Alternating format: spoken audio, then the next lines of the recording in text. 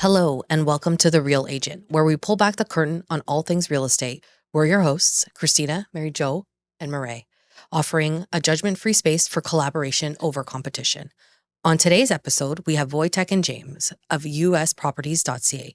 USProperties.ca is an innovative Canadian property company with a strong Detroit real estate market presence.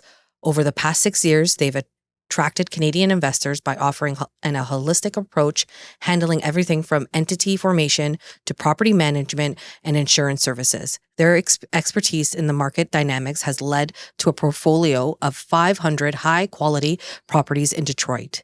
All right, guys, thanks for coming on the show. Thank you for being here. We're really excited to have you on. Something a little bit different, more about Detroit real estate than Toronto. But yeah, so first things first, give us a little bit of an introduction about yourselves. Tell us who you are. How you got here. Great to be here, guys. My name is James Lloyd. I'm the Vice President of Sales at USProperties.ca. I work closely along with my close friend and company president here, Voytek Mardula. And just like your opening bio read, we've been operating now in the Detroit marketplace for close to 7 years. And we're, a Canadian company based here out of Toronto, but are heavily invested and investing in the Detroit market.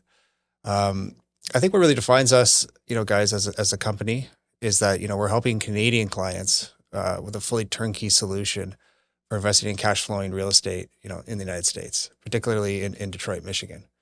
I think there's a lot of value in that. A lot of Canadians have been struggling for cash flow. They're maybe can't find the next deal that makes sense for them financially. They're tapped out at the banks, and they've been thinking about going to the States.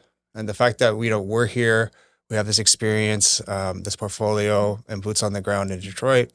We're helping a lot of Canadians with that solution. Everything from, like you said, U.S. entity formation, you're getting you set up correctly for taxation and liability, through really curated property selection, construction, property management, the tenanting, the stabilization of the properties, through U.S. banking, insurance, and of course, lending. So it's really a one-stop shop.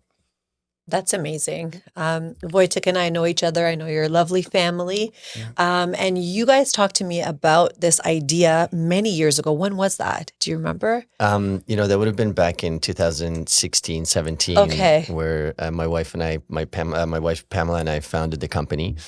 We were looking for alternatives to Canadian real estate because we had found that, with Canadian real estate, mortgages and insurance and taxes, and by the time you get through all of that, there's very little cash flow left, or none, or sometimes you have to contribute, right? Mm-hmm. So with a lot of the properties, especially now with the higher interest rates, it's been a challenge. So we were really looking for something that we could build long-term assets but also receive some cash flow meanwhile, so we can support our lifestyle and not have to do the 9-to-5 thing. So, so we really started this company, and we really started investing for ourselves. We really just wanted to build a big portfolio and have the benefits of the cash flow.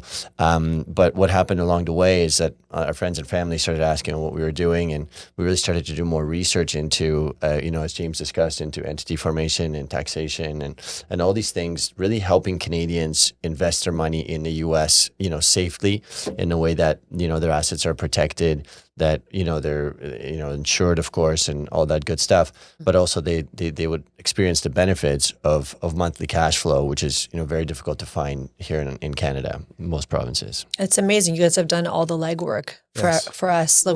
We actually are thinking about investing ourselves.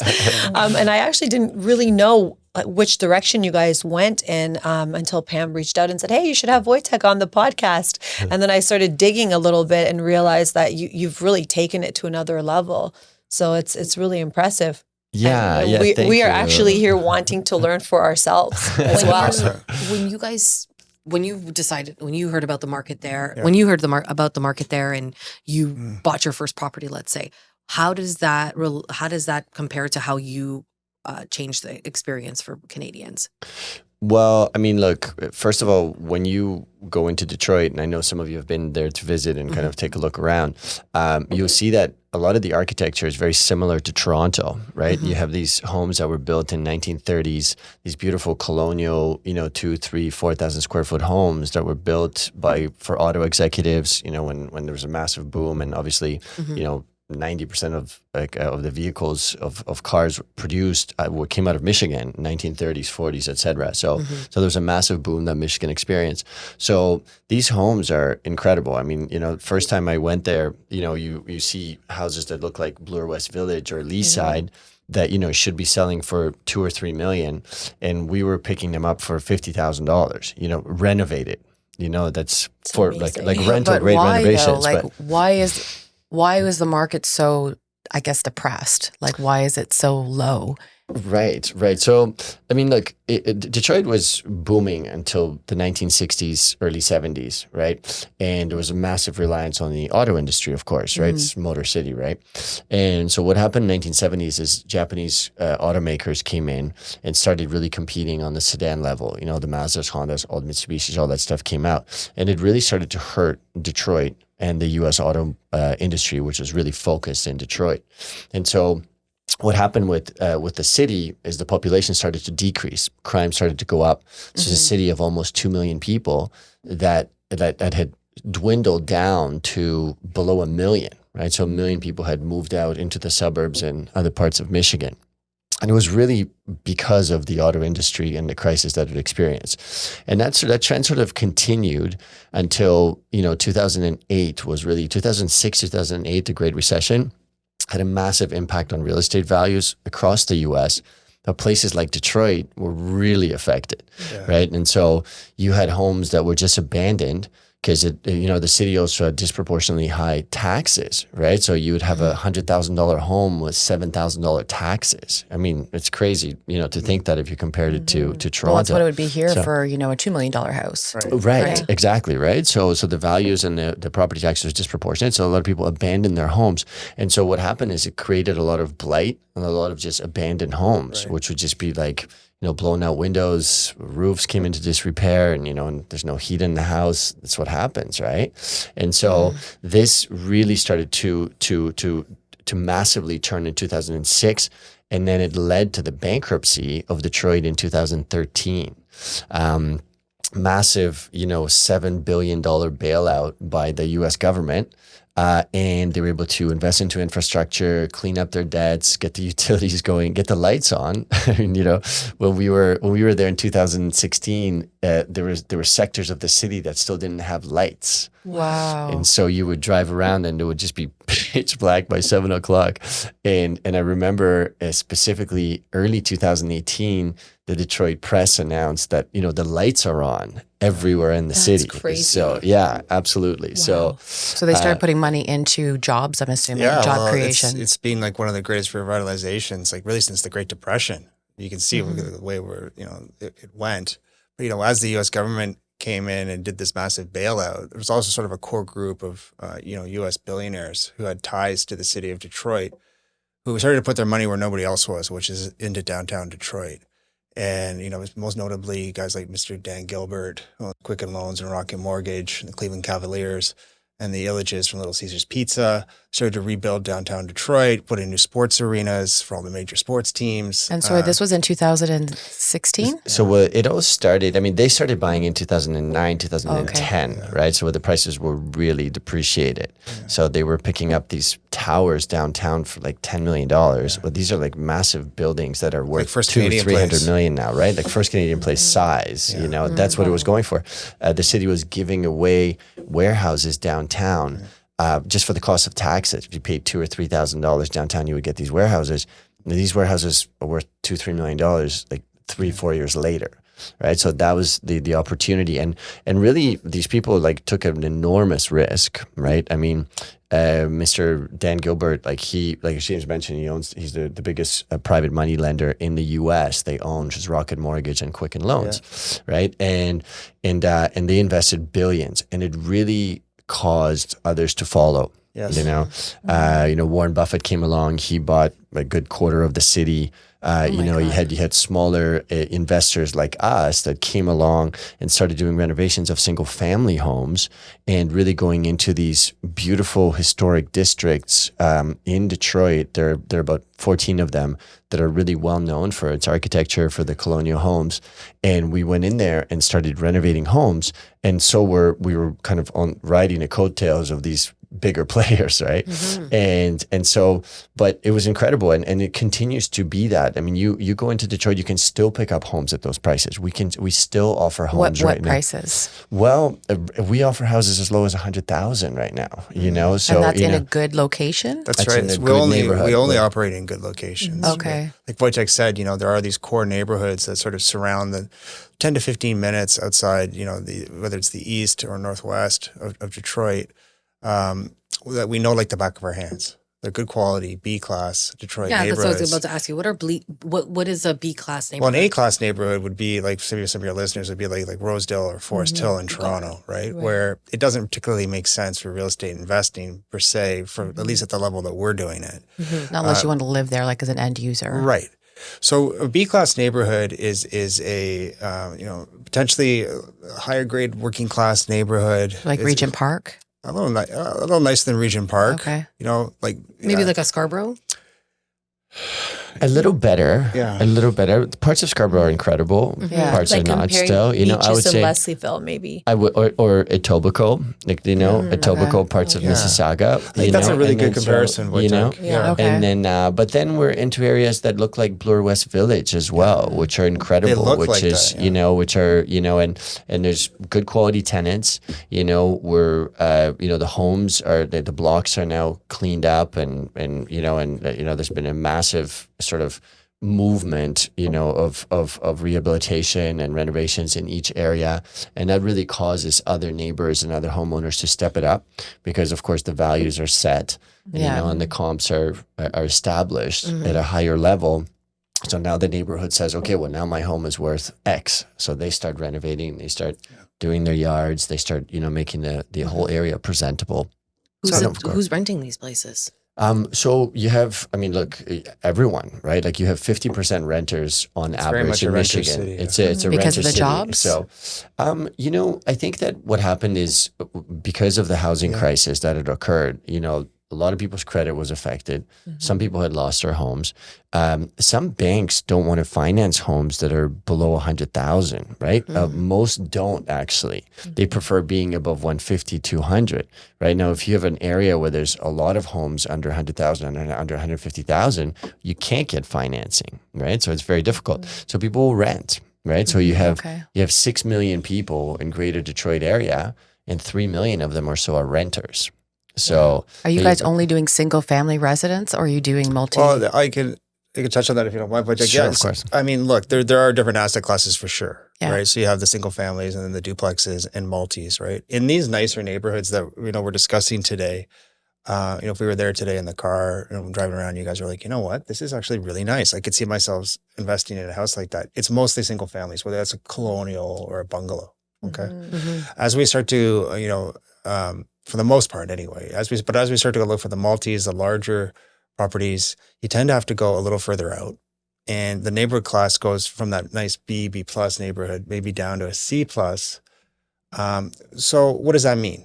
It means that there could be some potentially different activities going on at the buildings. It could be a little difficult sometimes to tenant all the units. There's a little bit more vacancy, the more transient. And you as the landlord or the owner have to incur, you know, maybe some of the gas and water split in the bills, right? So they look really good on a pro forma, but as we sort of got into real life and real ownership and management, you know, they weren't, you know, they didn't really perform as well or we were successful. Whereas the single family home or in these nicer neighborhoods, tenants stay long-term, properties appreciate at a much higher level, and you don't incur any utilities at all, right? And so there's a reason that we're doing it. And a lot of these funds are investing in single family homes. It's because it's a very stable, low maintenance, low drama asset that produces really good ROI, right? And that's the name of the game is cash flow. Well, it's an amazing like retirement strategy from the way I see it. Yeah. I mean, we've all had conversations with clients who are like, you know, find me a deal. Yeah. Now's the place to find a deal. And we're like, where? People are looking to diversify with the market and Yeah. just the instability right now. So I think it's a really good time to talk about it. So what would it take for somebody to let's just say we have a client that wants to get into the market. How much money do they need? Do they need financing right off the bat? How does that work? Like, how do we get them started? Yeah, so really it's up to them and, and their risk appetite, right? If they're the type that want to leverage right away, and we can get them financing right away. We can literally get you into a home in 30 days from now. But how do you guys source out the homes? So we carry usually 5 to 10 homes that we're renovating or have just renovated, that we have available in inventory for investors to purchase. Okay. Now we buy them based on experience. So, we've purchased, more than 500 homes in the area. So we really got to know the areas and, all the do's and the don'ts. I mean, there's certain areas that we've ventured into. We're like, maybe no more there, because look, we are looking for up and coming areas because we know that's where you're going to get the most bang for your buck, where it's just, maybe there's a big historic district and those homes are selling for $350,000, $400,000 US. Maybe it's a little out of price range already, but the one right next to it, homes are going for $150,000, and it looks identical. I mean, if I was to take you from one to the other, you wouldn't be able to tell the difference, but just across the street, and that one is just a little bit less, right? That's lots of neighborhoods like that here, like the other side of Parliament. You got Cabbagetown, and it's very much the lay of the land in Detroit. Absolutely. I mean, when you come on board with a turnkey operator like ourselves with such experience, and through Voytek's hard work and through construction, we really know the lay of the land, because it doesn't take much to go from that good section to a section maybe where it's not as desirable, back to a good section, and then back to the other way, right? So, we've been doing this a long time, and I really can't reiterate enough that we really are focusing in the better class neighborhoods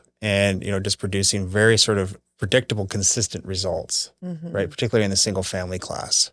So what kind of factors would you look at? Like, would it be schools? Like, yeah, what's the comps and comps? Absolutely, yeah. And previous experience. I mean, we'll have. There isn't it's not like there's 100 areas that we buy in. It's really focused into 7 or 8. That's right. So we know we've already purchased 30 homes in that area. We know that the 31st one is going to be a success. We obviously, you do have to do a block analysis, and because blocks really do vary in Detroit. Yes. And all of, US real estate, they're hot pockets, right? And so you really, sometimes, as you said, you go across the street and it gets really hot, and sometimes you're on a street, and even if even though the street's amazing, once you get past a certain number, like let's say you go south of 16,000, it gets a little patchy, right? So you want to stay north of 16. So that kind of stuff is just really experience and previous purchases. And, and we do visual inspections, obviously. We also have, we have people that they're wholesalers there, and people that go out there and find homes and find really good deals. So they'll come to us and they already know what we're looking for.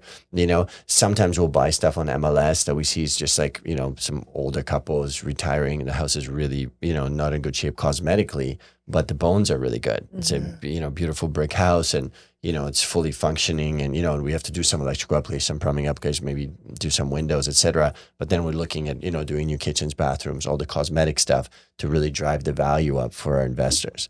And and that's where we've positioned ourselves as really just not as a low grade rental property, but a mid range rental property, you know what I mean? Maybe mid to high for rental standards, So it's not quite MLS quality, but we come very close to being comped as to next to the MLS, quality flips, because those properties obviously require another 100,000 to finish, with all the finishes, there go the returns, bells and whistles and all that. So obviously that's not feasible, but we can get it almost there, 20% below that with affordable pricing, and still give you really good equity and, just a really good ROI.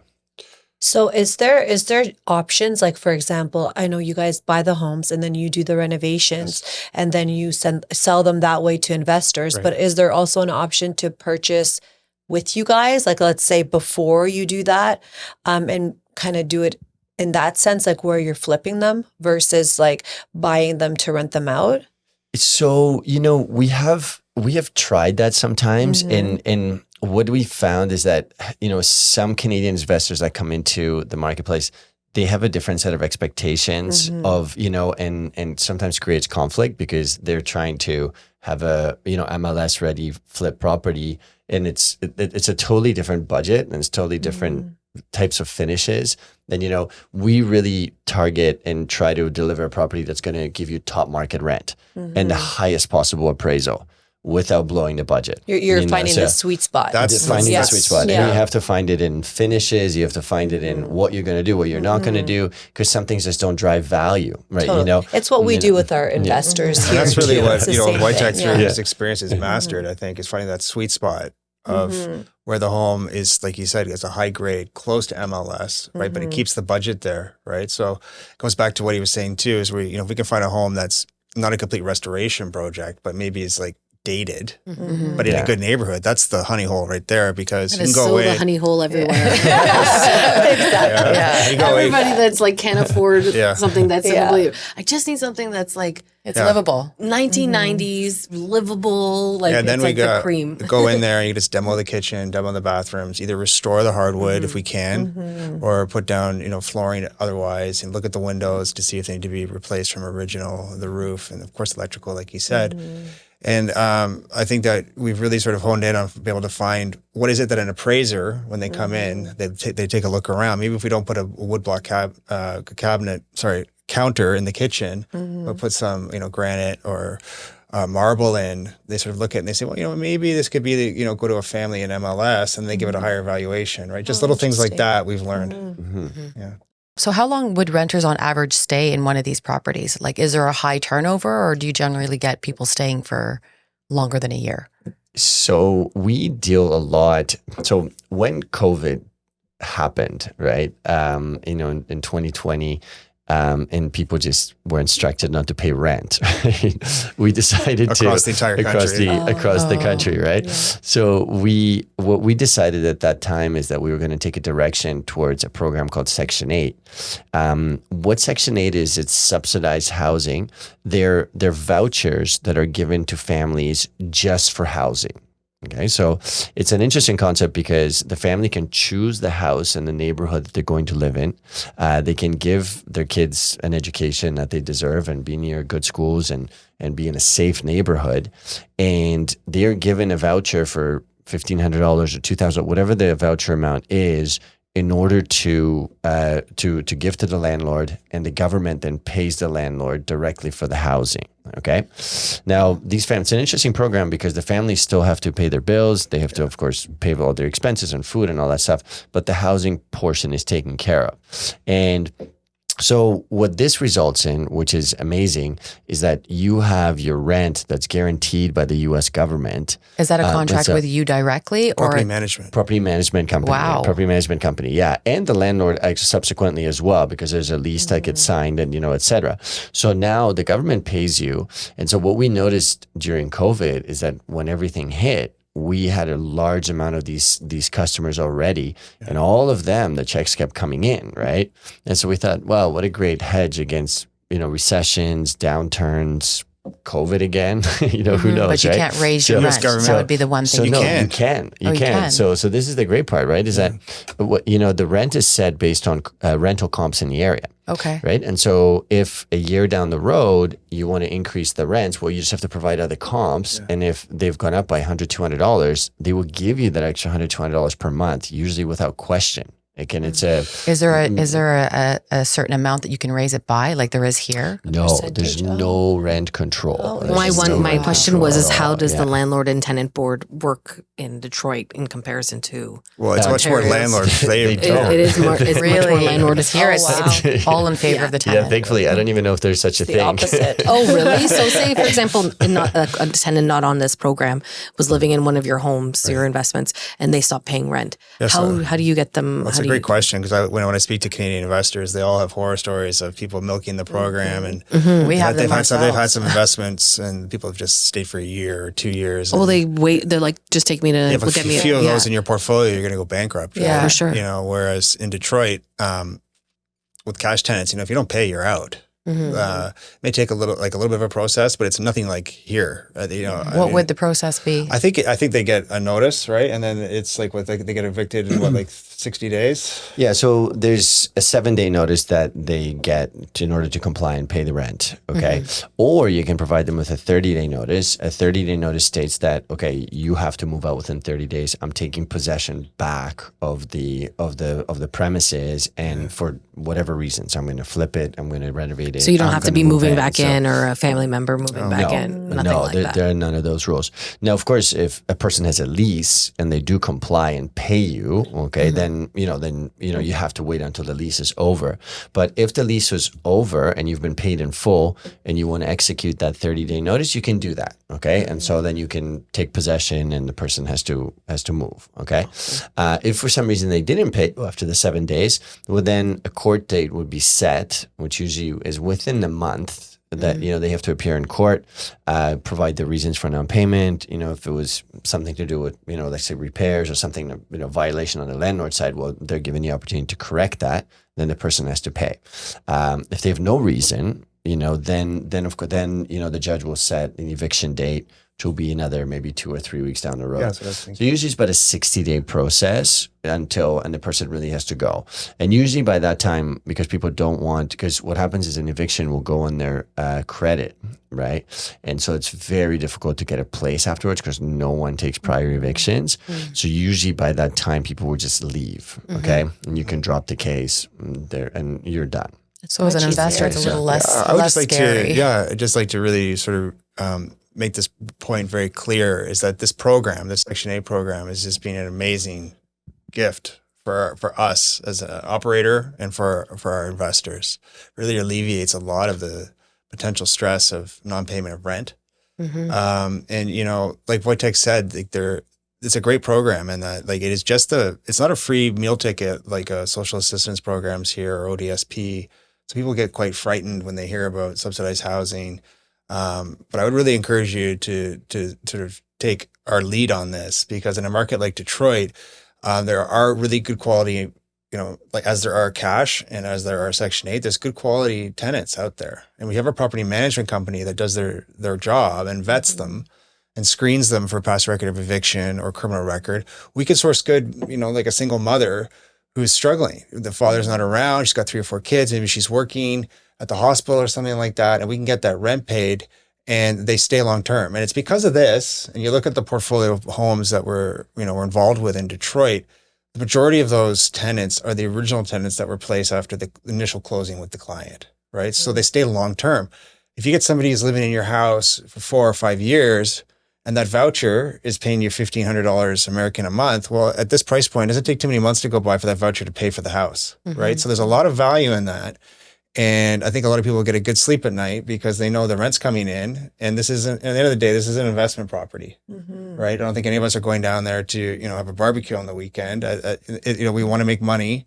And it's really a very sort of secure, safe way to sort of tie that investment in. So Section 8, during COVID, like Voytek said, when most people weren't paying rent, we were expanding property management. Voytek was hiring more contractors. We were going on podcasts. We were joining, some real estate investor networks. And at the end of the day, it's because our investors get their money every month. How do you qualify the tenant for the program, the sponsorship program? Like, how does that work? Well, so they qualify themselves. And then they come to you. Apply. Yeah, they have to apply. Okay. It usually takes a year or 2 for them to get the voucher. But once they have the voucher, they can keep using it as long as their financial situation hasn't changed, right? So once you get a tenant that has a voucher, you're like, okay, this is a pretty good. It's amazing. I mean, we've had tenants in that have been for 5-7 years in the property. It actually, like that voucher sometimes outweighs the value of the property. It's that you have to really think about it that way. Because if a person can come in and with a $1,500 voucher and they'll pay you $18,000 in a year, less management, less some expenses, right? Well, if you do that for 5-7 years, it's paid for. There's the house, right? And there's, and you can do the increases. The person, if they're happy, you've provided a good, fully renovated home in a good neighborhood, why would they move? Right? It's why would they incur the expenses? So they stick around long term, and we really work with tenants to be there long term, because then we don't have to get into turn costs, you don't have to get into vacancies, none of that, right? And you can increase rent.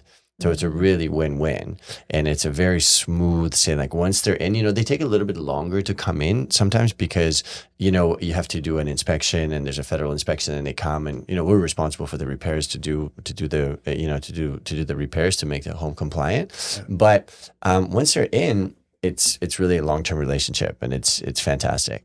Yeah. And like the magic question, what's your return on your investment? Like it sounds like the rental, the fee is actually reasonable. Like it's pretty high versus what you're investing. Yeah. But you're right. That's the name of the game. That's why we're there. And as well as that, a lot of the expenses that eat away at your rent are just astronomically lower, right? I mean, since the taxes got corrected, after the bankruptcy, they went down, and sort of the operating costs for a property, from a property tax perspective, is around $1,500 a year. Insurance is affordable; it's around $100 a month. Wow. We have some contingencies you're supposed to put aside, but if you're making on a cash purchase, if you have $150,000 house and it's producing $1,500 a month, you're netting around $1,000 US positive cash flow a month, right? Now, if you put a mortgage on that, it used to be, when I say used to, before the interest rates went up about a year ago, it was around half the cash flow. So you'd be in with 30% down, and you'd be netting around 500 US positive cash flow. Now with the rates that they've gone up, it still works. Like you're still getting that great appreciation, but they're around 300 on that same sort of similar sized home, positive cash flow. But it's still paying for itself. It is. Yeah. Okay. We would not touch a property. 70% return, it's a 70% cash on cash. And getting a little bit better now. Excellent, and leveraged. That we're doing some homes right now that are a little bit smaller, like smaller bungalows. And those are great because they have low bills, low maintenance. It's like lower mortgages, right? And those ones are closer to 9%, 9 to 10. 10% leveraged, right? So it's a great return, and that's really good. Just cash, right? And then you have appreciation on top of that, which Detroit has done. This past year, Detroit is the #1 city in the U.S. in terms of appreciation. And this is all through, high interest rates, everything that's been happening. It did 9.5% in 2023. Wow. So it's incredible. And it's projected to do 10.7, 10.8 this year? In 2024, right? So, my eyeballs. I know. It's #1 in the U.S., right? It just overtook Miami. What are you guys doing after this? particularly in these sort of high appreciation, quote unquote, hot pocket neighborhoods that we focus in, right? I mean, there's a reason we're there, and a reason that a lot of these big funds and REITs and other major investors are buying these homes. It's because they're very undervalued. They're going up in value, and they got a great ROI. What would the tax implications as a Canadian That's a great question. Yeah, like what would the tax implications be for a Canadian? I'll touch on it quickly and then let Voytek divulge me a little deeper. If you do it incorrectly, which, it could be problematic. If I went down and maybe took advice of an American consultant that doesn't know about foreign national and just got an LLC or bought it in, which works great for Americans, or put it in my personal name, you could potentially be double taxed from the IRS and the CRA. So there was a lot of legwork done on that by Voytek. He could touch on it, like with a cross-border tax specialist when him and Pamela first started, and they got a memorandum. And there's a structure in place that we predominantly have used over and over again with our incoming investors, 400 times. Okay. And we have a U.S. tax attorney in Michigan who helps our investors with the setup. It's a double entity setup. We'd be happy to share with anybody if they reach out. And when it's used correctly, you can get the benefit of pass-through taxation between Canada and the United States, and it's really good for liability. And I always say that I deal with a lot of the front end of the business while Voytek's focused on construction. And I'm talking to clients and they're calling me and they all know me. Nobody's ever reached out to me or texted me or emailed me on a Sunday saying, you were wrong. It's tax time. We're having difficulty. And on the flip side of that, they're all scaling and bringing money across the border. So it does work. And we have a good, advisory network for people. We always advise you to get that professional counsel. And, when people reach out to me and want to discuss this, I often would say, maybe you should have this conversation. We're happy to make that call, introduction to you, talk to our lawyer, because they have questions. What if I want to sell? What if I want to bring money back to Canada? What's capital gains like? Stuff like that. That was my next question. Yeah. Yeah. Yeah, so we have a great advisory network on both sides of the border that can really help. We found that we got some great advice from the biggest cross-border law firm in Canada. So they prepared a memorandum for us and kind of really laid it out and said, okay, well, this is what Canadians should do if they're investing in the US specifically, right? It does change down the road. Like if you want to build a 50-unit portfolio, it's going to change a little bit, but it's very easy to change structure down the road. But if you want to buy 1 to 10 to 20, that we have an amazing structure in place that, that our lawyers can help you put together. You mean like you're saying, okay, here's a 10 property portfolio if you want to start here? Sure. We can get that for you for next week if you want.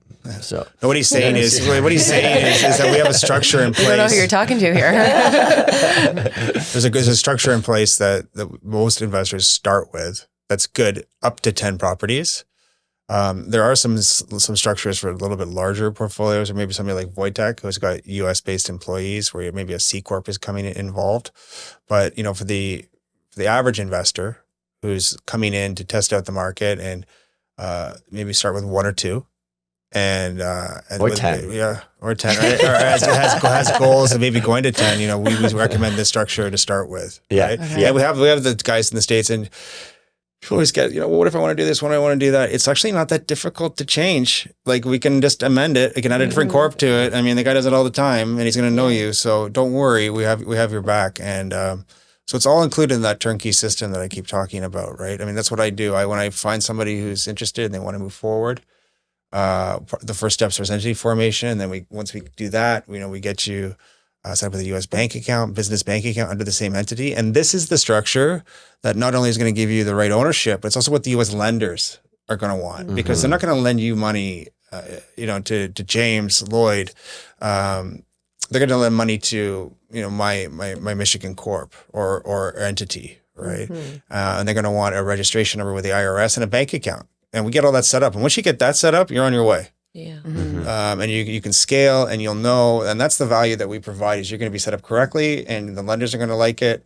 We can you'll start to build some US experience and some credit and stuff like that. And we're no longer, Canadian investors. We're Canadian investors who are set up in the States, right? We have US assets. Yeah. So once this process is on its way, like let's say you have your investments, you've done all the, the legal stuff. Do you guys stay involved? I'm thinking because let's just say in a year, 2, 3, you want to sell. Yes. Right. I don't know the market there. I don't know who to talk to. Would you guys stay involved and assist with that process as well? 100%. But you're 100%. not realtors. So what is your... How does it work? What do you have to gain from doing all this? From helping you sell the properties Helping afterwards? us do everything. Well, look, I mean, as far as selling, just to touch on that, I mean, we have an investor pool and we have people buying from us every month, right? Okay. So we have had connect. investors, we just connect, right? So if we had people, and we know the property, like we know the property that we sold you, we know the work that was done there, we know it's Section 8 certified, we know that there's a tenant in there already paying. So these are all bonuses and those eliminate a lot of unknowns, right?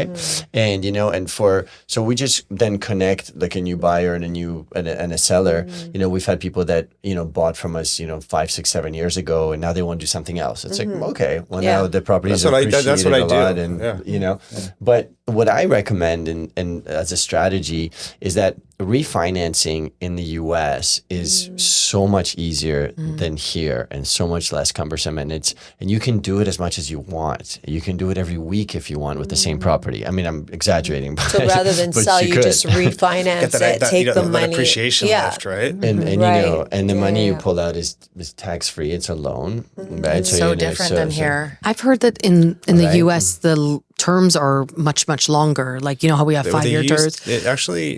They used to be. Oh, okay. I don't know if they're longer than here per se, but they were above 5 years. But I thought there was like 30-year terms. mean There are amortization? 30-year a lot of people. Yeah, there are 30-year terms. Yeah, it is. You can select that. Yeah. You can take a 3-year term, a 5-year term. You can take a 30-year term. So if someone has let's say, for example, a 30-year term on something so low, so mortgage, so it's not a high mortgage amount, could they refinance that often? Like, does it really matter with the term?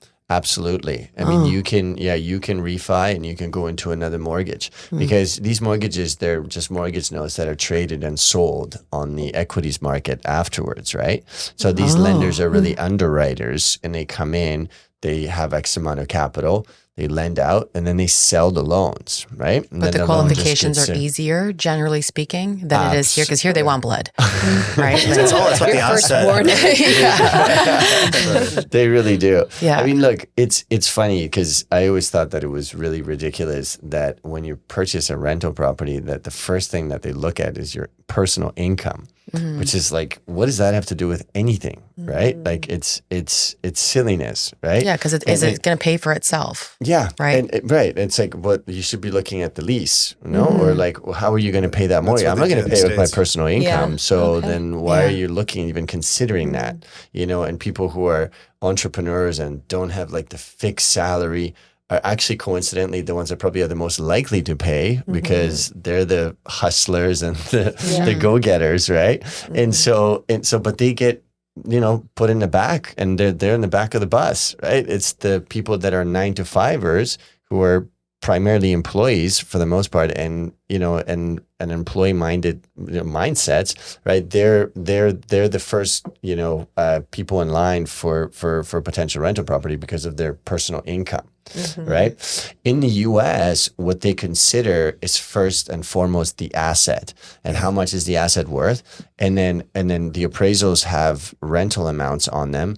And is the property rented? Like that's the first bit of due diligence. Then they'll look at your experience. Then they'll look at, okay, do you have some additional assets? Do you have a little bit of extra money? Because if you get in trouble, well, you're going to need that extra money to pay rent, of course. So they'll look at that. And then somewhere at the bottom, they'll ask you what your personal income is, but nobody cares and nobody even verifies your personal income. It's not really. So it's a completely upside down way of, doing stuff. And I feel a way better way. It's asset-based lending, Yeah, exactly right. I mean, I introduce our incoming investors and current to our lending partner in the States the entire time. Really, they're interested in, are you set up correctly with U.S. entity docs? Right? Do you have a bank account? Sorry, U.S. entity documents. Like, are you incorporated? Like, so that because they're going to want that to lend to you, yeah, correctly. So that would be the first step. Yes, right? And they're going to want to see like Voytek said, they're going to want to see a basic pricing quote data sheet on the property, and they're looking at, is the property cash flow positive with a mortgage? Like, is it like, can this thing sustain the loan? And they're going to look at the investor, and they say, do you have the money for the down payment and a little bit of liquidity buffer? And if the answer is yes to all these, and you come referred from a reputable source like Voytek and I, you're getting the loan. It goes through a very, not a very arduous process. I think in line with what anybody would expect. There's a basic loan app, and then they put it into processing. The appraisals are ordered, or appraisal is ordered. We get some insurance policies with a mortgagee clause and a loan number on it.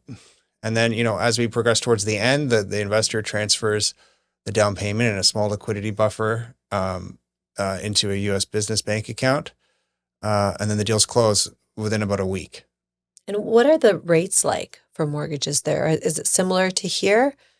So they're about private, that's less than private here. So what's interesting in the US is that there's about 6,000 lenders out there that are like small, medium institutions and banks, and then, so those are just banks, right? And then you have the private lenders who are, lending just a little bit higher at maybe 1% more than the banks, but there's plenty of those, and they'll work with Canadians because we don't have social security numbers. They're happy to take our Canadian credit as one of the criteria, like criteria number 9. It's not crucial. I mean, unless you have horrible credit, it has to be okay. It has to be okay. Yeah. We have not had anybody disqualified based on credit at all. No. Okay, like we've had, I would say like 99% of our clients have qualified or more. I can't remember one not. You have to be really questionable or have really bad we've had things come up where the money didn't come through. Maybe they were getting money off a HELOC or like a refi, or there was issues. Yeah, some lenders don't like it they if couldn't you come up with the money, or or they were short on like liquidity. Like the lenders will ask, okay, like we need to see an extra like $15,000 in the account just for one day, just to show liquidity. Yeah, I mean, if you do that, they'll lend you money. I mean, it's like, you got to think about, these people are lending our investors a mortgage, with not really knowing who they are all that much, really. Really just knowing that they have entity docs that are coming through people that have referred many clients and has been successful, and a passport scan, right? Yeah. That's it. Yeah, and they live in another country, right? Yeah. But I mean, if from that, all they want to see is a bit of money, right? They just want a bit of money in the account to know that you can cover the mortgage, God forbid something happens. Yeah. You would open a bank account down there. You could essentially leave the money down there. Yeah. In terms of taxes, would I be double paying on income? No. Okay. So no. So there's a tax treaty between Canada and the US that, the money that you make in the US, okay, the way it's set up with our lawyers recommend that the setup is that you use a limited partnership. So essentially the income flows through to you personally. Okay. And then you would file. So let's say you make $10,000, right? Of one property, right? You would declare that in the US as income. Okay. You would pay, let's say $2,000 on that, right? And then you would take that tax return and give it to your Canadian accountant, and they would give you a credit of $2,000. Okay. So you wouldn't be double taxed in a sense. So you wouldn't be paying twice. You're not paying to the IRS and you're not paying to the CRA. You're only just paying once. Okay. Okay. But how are you able to earn in the States if you're not a resident? You are, because you're earning on behalf of the company, and then you get a number which is called an ITIN, which is it's an international taxpayer identification number. Okay, and that takes place of your social security number in the U.S. To be able to file as a person and as a company in the U.S. The lawyer takes care of that. We have a great tax attorney down there, and he can help you with all that. So and it's not expensive. It's like $700 a year, to file for your company and for your personally. So it's not a huge cost. That's why we do recommend to work, like that you work with the US people, because some Canadian accountants will charge, 5 times that. I've already looked into this, and it's why I didn't do it.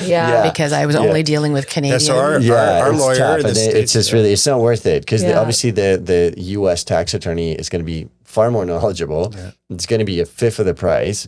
And like, why wouldn't you use them, right? They do this every day. They do hundreds of these per year, right? So obviously they know how to do it. So it's about knowing the right people, though. Yeah, it's a pretty good deal that our attorney in Michigan offers. It's around $1,400 US.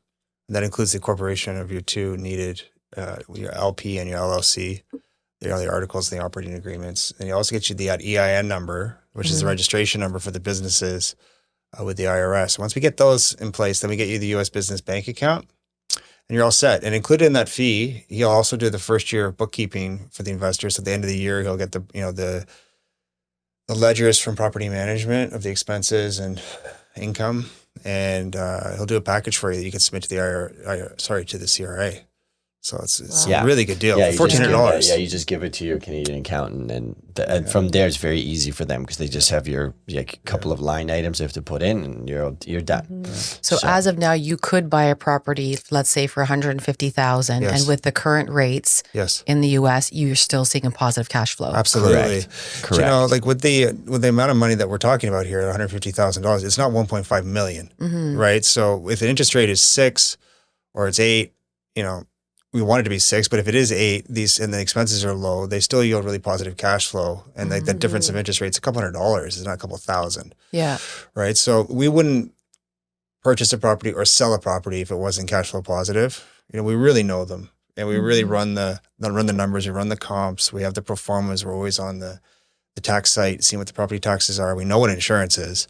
So they're very accurate. So that when we present properties to potential investors, there could be a few things that come up, but that's really where it's going to be at. Because especially if we put that voucher in there, it really turns it into almost a pro forma. Of course, there's going to be some, adventures along the way occasionally with with maintenance, or it gets super cold like it did last week here in Ontario. Voytek gets hammered from the phone ringing, people pipes going and stuff like this. It's stuff, you know, and you don't leave them alone those days. You don't call too much. But for the most part, you know, we do a really good job. And of course, the homes are not only renovated, they go through all these compliance inspections. And just for Section 8, you got to go through a pretty arduous Section 8 inspection.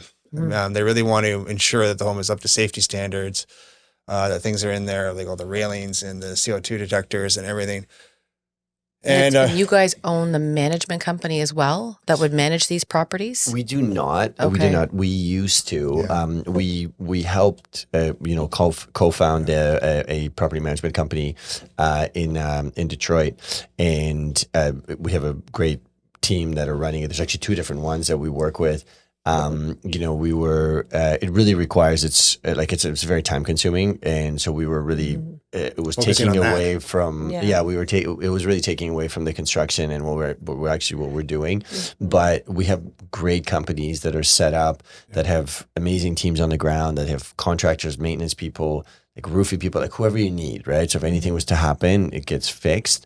We really try and control their expenses and make sure they don't overcharge for repairs and all that stuff, because we also have our own properties that they manage. And so we can really control that. And if there is, something excessive that just came up, then we'll put it out to our network that, to see if we can get it done for, inexpensively, but we haven't had, it's been, like minus like the cold spell and like a few things that pop up and like furnaces start to go because people are just overusing them and, et cetera, when it's minus 25 outside.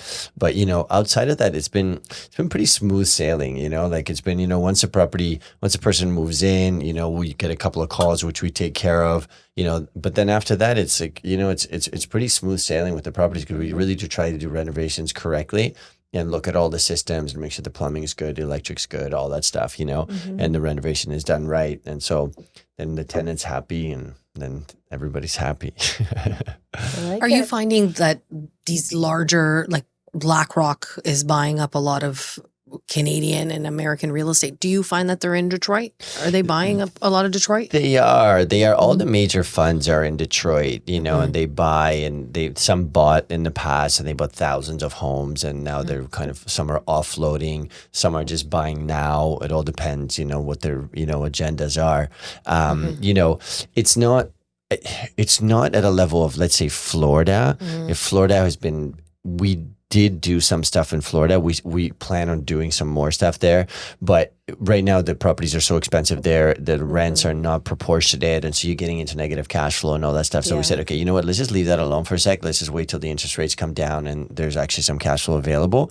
But in Florida, that's a very competitive market where these funds come in and they're actually paying above market rate. So they're going in MLS and buying these homes for 3-5% above market. Then they're going in doing renovations to them. So they're just upside down, but it's still good for them. And they have the funds, they deploy it, and they know that there's a long-term play there. So, provided there's no hurricanes and all that. But, that's a factor down there, and you got to be careful where you go, and because you get into a mess pretty quickly, which is why, we always keep going back to Detroit. We'll kind of look at different markets and look at this. And we feel that one has the most potential in terms of values. And then because it's still, the average home, even in downtown Detroit, is $250,000, whereas somewhere like Miami, it's $600,000. That's the average, right? Yeah. And so we feel that $250 for that to double and triple, it's not going to take that much. It is going to take, maybe 10 years, maybe 15. Well, if Detroit is still on its way up. And it's on its way up, right? So, and there's constant development downtown. There's, major developers are putting in huge skyscrapers and apartment buildings and this and that. There's restaurants opening. Every time we go there, we go to new restaurants, new sushi places, new boutique hotels are opening. So there's just a lot of excitement. And when you get there, you're just like, wow, this place is fun. Like, it's a really fun city. So you got, bachelor parties coming down in Stagettes and all this stuff. Like, I didn't picture that for Detroit. Did you? No. Everybody has this image of it. When you go downtown Detroit now, you're going to be blown away. It's super nice. Like, there's like 20 boutique hotels. It's got a vibrant. I think we should make a little trip down there. You're making it sound a lot more appealing than I would have thought. We're going tomorrow, so I'm sold. I like the this flight. idea. How long does the flight take to get to Detroit? The flight's not long. It's like an hour. It's a 3.5 hour drive. If you want to drive down, like we usually drive because by the time we get to the airport and rent a car, and we need a car to get around. Yeah. But downtown is incredible. I mean, they have beautiful hotels, restaurants. There's 4 casinos. It's great restaurants. There's the nightlife. There's a whole probably cost of living is probably not as crazy as here. It's way cheap. It's right? not. It's not. Which is one of the. It's nuts here. Yeah, it's crazy. It's crazy. Yeah, one of the driving factors, like the article is what I was referring to, is one of the reasons why Detroit did so well last year is because it has the most bang for your buck, and people are flocking to places where there's value in real estate, where they can really and it's got a great city behind it because all the sports teams are downtown now. Detroit Lions are doing amazingly well. They're hopefully 1 game away from the Super Bowl. Yeah. And and you have that's football, right? The football, yeah. But there's like the baseball and the hockey and the basketball. It's all centralized, so it's all within a 2-minute walk of each other, and so they created this great atmosphere downtown. And then there's the hotel district and all the great restaurants, and there's just a very vibrant scene there. And it's a young, like there's a younger scene, and a lot of young people have moved there in their mid-20s because they can afford to, they get a $100,000 a year paying tech job, but their cost of living is like $1,500. It goes a long way. They live really well, right? Yeah. Like they have an amazing and then lifestyle. They can leave the cold. They can travel. They're just like, now we have all this. What is the weather like there? Is it similar to here? It's a little bit more temperate. A little bit. Okay. It gets hot in the summer. Better than here. Yeah, just a little bit. What's that, like 1 degree? 2 degrees. It counts. It counts. Crazy snowstorms sometimes too. 3 degrees is a big difference. I'll take it. But the winter tends to be shorter. I see in your future investing. Yes, exactly. Not living. True. But we're there every couple of 2 to 3 weeks. So if any of your listeners wanted to see it or to come down, you can reach out to James. Yep. I have a feeling we're going to get a lot of calls. For sure. You should just reach out. I mean, we're here, and we love connecting with people. We're having an event on the 22nd of February. It's at Voytek's home and just in the Midtown Forest Hill. We'd like to invite people to come by at 7:00. You're just inviting everybody to your house. Did you know this was going to happen? Well, you should RSVP. Well, preferably what you would do is you would check out our website, USProperties.ca, and from there you can make a submission for more information. And people often do that, and I reply to all of them. I love it, and I'd love to have a phone conversation with any of your listeners just to discuss a little bit more detail what we're doing, and if there's continued interest, we could do what we were talking about. We could send some pro formas. We can send you some information on taxation setup and get you speaking to the right people. And we're looking forward to a really busy, end of winter and spring. It's looking like it's going to be a great year in Detroit. And, there still is cash flow out there. You just have to be a little bit more creative, brave, and I think knowing that it's accessible. Yeah. Like I think a lot of people think of it as untouchable when you go outside the country because of taxes or because of that's where the value of us comes in. It's a huge value add. Right? It's a trusted experience. It really alleviates so much of the question work and potential issues that could arise from doing it on your own. We've spent years doing this, and I'd like to say that I think we're in a pretty good place. Like our systems, our construction, I know my experience and our team's experience is high, and so it's fairly well tuned and matured and going well. And I think people are thinking outside of the box now. Like I think people are ready COVID, to do that. I think, me included. I'm kind of kicking myself in the butt for not listening to you like 8 years ago and doing this with you guys. But it may be better now, though. Yeah, you know what? There's so much. You ironed out all the kinks. That's right. We have. I think it's better now. I think that Pamela, my wife, and I, we made a plan to stay there for another 10 years. We really initially we were kind of thinking 4 to 5 years, and let's see how this goes, and let's see. You guys took a big risk. I remember you sold your house and you just went for it, which is amazing. I love that. I remember that as well. That's what it takes, when you want to make big moves like that. Sometimes you got to go all in. Kudos to your wife, Pamela, for being okay with that. She's I didn't think she would be amazing with kids too. Most wives would not be like, all right, well, that sounds all right. She's a ride or die. Well, she didn't have a 9-to-5 mentality. I like that. I'm going to take that with me from this, like a 9-to-5 mentality. What a success story that's been, right? Yeah. A lot of hard work, but a great city and a great team, and there's just so much opportunity. It's still there. There's still a lot of inventory, and we're here to help. Amazing. Yeah, when you get there, you still see homes that are, some homes are still abandoned, and we always kind of use that as a measuring stick. We think like, as long as there's still homes, we're sticking around, because and some people get discouraged or frightened by that. Sometimes people come to try like, oh no, there's a house with missing windows. It's just like, see, I would be that person too. So what is perfect? Well, you're going to see some of that. Perfect. It's but United that's States. Opportunity, right? Yeah. That's opportunity because everything is perfect. Well, then you got Toronto, and then you got prices of millions of dollars, and they're missing windows. and some are missing windows. Yeah. But there are some ones with missing windows. Well, actually, guys,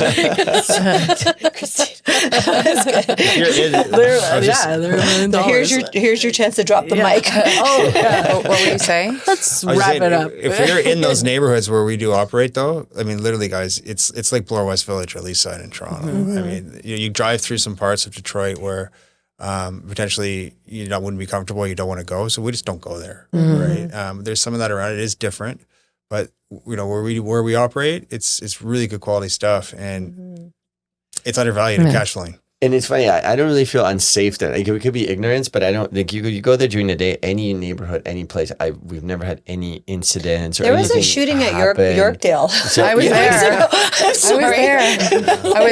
We were going to get we were going to get some outfits, and I was trying some stuff on and showing her, and all of a sudden I hear people running into the mall, and I'm in the change room. I'm like, looks like somebody's been shot, and I got locked into the change room. I'm on FaceTime with her in Costa Rica. Like, what is happening? I'm not coming back. I don't even know. I'm like, I'm trapped inside the change room. I can't leave. Oh my goodness. Well, on that note, Yeah. Well, I mean, like it's a large American city, so there's certainly some crime, and but it's everywhere now. You can't get away from that. So there's just so much disparity between class, and so many people. Like, just you said the population went down in Detroit to 1 million, and now you said it's 6. So greater Detroit area is 6 million. The city itself went from about 1.7 million to below 1 million. But in the last 3 years, they've been noticing population increases in the downtown core along with the rest of the area. So just more people. A lot of people moving in from outside the country, and you see it. The demographic. I mean, it's great. It's people that are optimistic, younger, good jobs. Like, there's a real renaissance going on there. Yeah, real renaissance. It's exciting. We'd love to show you around. This has been an amazing session. I think for all of us, we've learned a lot. We have. That's great. Thank you for being on the pod with us. You're very welcome. Thank you for having us. No problem. So let our viewers know one more time how they can get a hold of you.